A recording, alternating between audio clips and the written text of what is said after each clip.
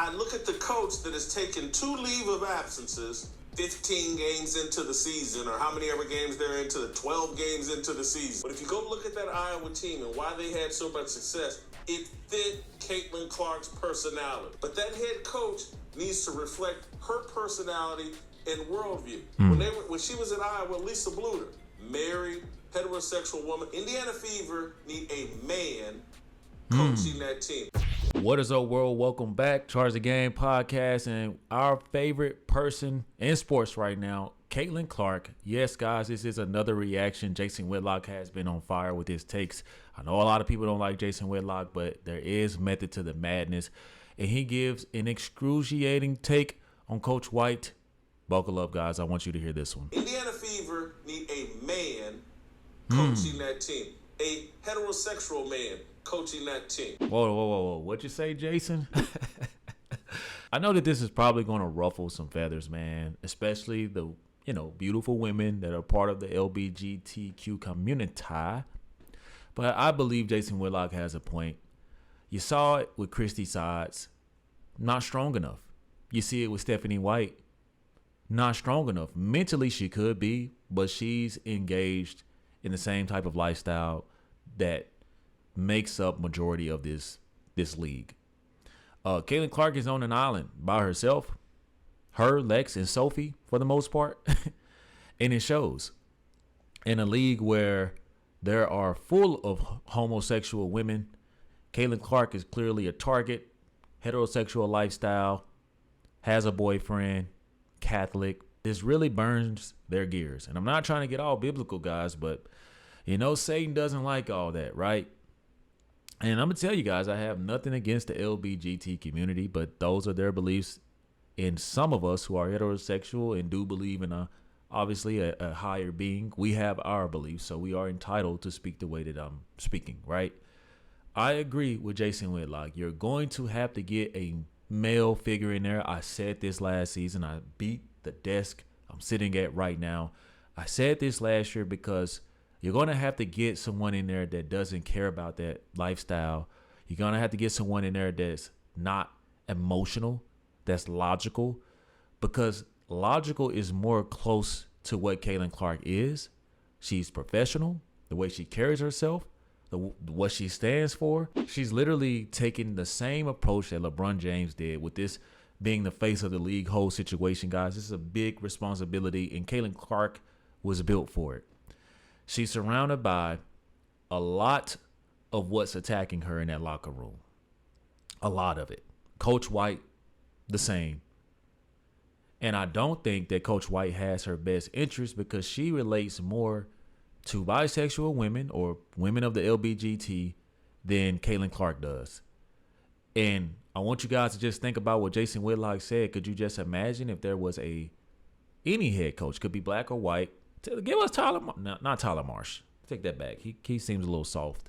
They running over him in Chicago. But someone like a Jason Kidd type of mindset or mentality, a Steve Nash type of mindset or mentality, and watch the difference in that team. Because one thing they'll do is cut ties with everything that's not beneficial for Caitlin Clark. They would. So I'm in agreement with Jason Whitlock. But let's keep going. I have no problem with Stephanie White. There's a bunch of other teams where she's probably fit to coach. But the Indiana Fever need a heterosexual leader.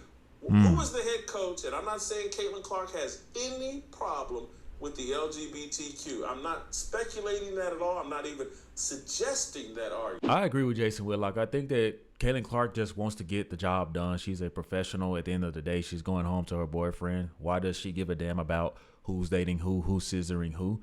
That's a huge problem in this league. These women, they lick each other. They like each other. Even the teammates, they have like cross affairs with other teammates and assistant coaches. This shit is crazy, guys. It gets out of control. It's out of hand. But in the NBA, guys, there is no room for this. I mean, for crying out loud, Coach Ime Udoka got fired for being heterosexual, smashing someone's wife. But that's allowed in the WNBA, guys. If you're going to call it against the men and you want to get paid like the men, you need to have the same type of rules. That's my thoughts. But that head coach needs to reflect her personality and worldview. When she was at Iowa, Lisa Bluter, married, heterosexual woman, and yes, they had that Jansen woman, the assistant coach who was very close to Caitlin Clark. Yes, she's LGBTQ.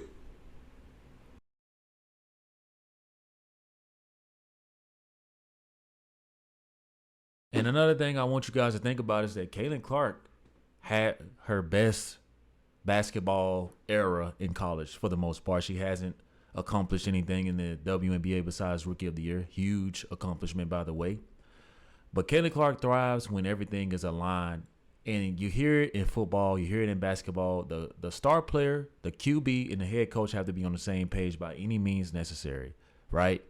And not to mention that Caitlin Clark went to a Catholic school before onboarding to Iowa, guys. So her whole belief system is very much opposite of what Caitlin Clark is going through in the WNBA. I mean, could you just imagine being raised one way and your job for a living is everyone's their beliefs are very opposite of what you are? And the main person that should matter most in your coach, that being Coach White, believes in the same thing in the women that are attacking you.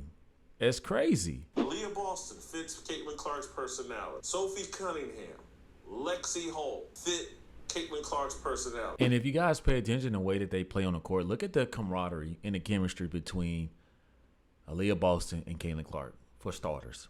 I mean, that duo looks like a Kobe Shaq type of duo, right? She feeds Leah Boston the ball. She knows Aaliyah's spot. It's in the air before Leah Boston turns around.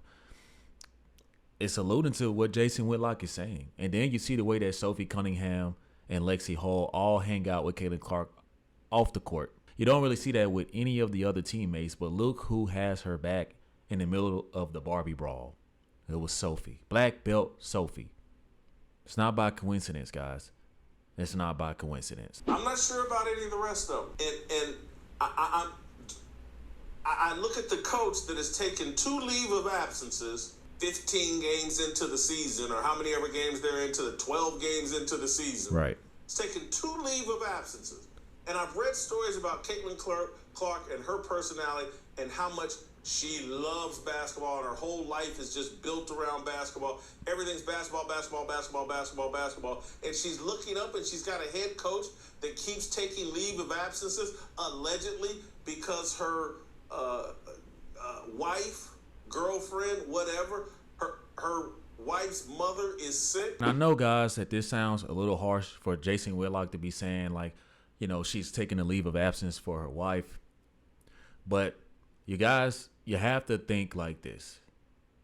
If I'm Caitlin Clark, she seems like she has a LeBron James-esque, Michael Jordan-esque, Kobe Bryant-esque approach to the game. Maybe just Kobe and MJ, right? They're all basketball, okay? There is no clear-cut excuses. You only want people that eat, sleep, breathe basketball. And Caitlin Clark is becoming frustrated because she, and probably a select few, are the only ones who are dead serious about team chemistry and making things happen. So when your coach goes off, guys, and they're going somewhere to tend to their wives, you know, mother, not saying that anything is wrong with that, but I want you to think about the level of emotion that a woman naturally carries, or that a woman naturally holds. In some ways, guys, Caitlin Clark is more logical, meaning not that she's masculine. She thinks from a business-minded perspective, and she takes her approach in her profession more seriously than the person does that's supposed to be giving her commands and orders. So once your coach is taking sabbaticals, DeWanna Bonner is taking sabbaticals, the rest of the team is going to follow the head of the snake. And they're not looking at Caitlin Clark as the head of the snake. She's more so the body for the most part. But the head of the snake should be the coach.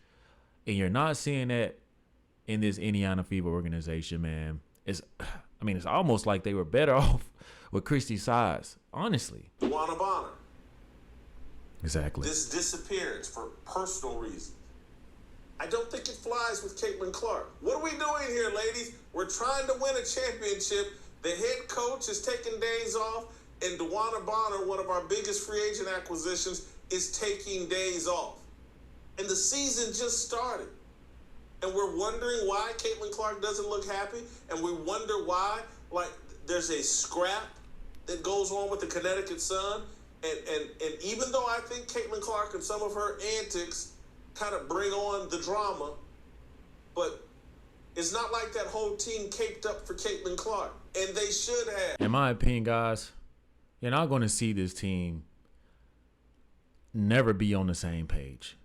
It could be, what's the max? 11 players on a roster. It could be 10 players on one page and one player not. Or vice versa, guys, the other way around.